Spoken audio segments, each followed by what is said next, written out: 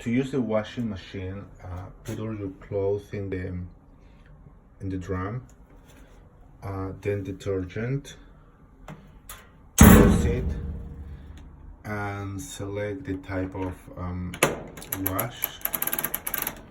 I will put, like, in this case, cold,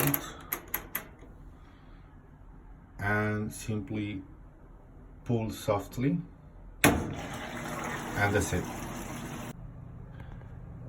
To use a dryer, just put your clothes in the upper drum, then close it, select here how much you want. Usually less dry is enough, kind of in the middle, that's enough.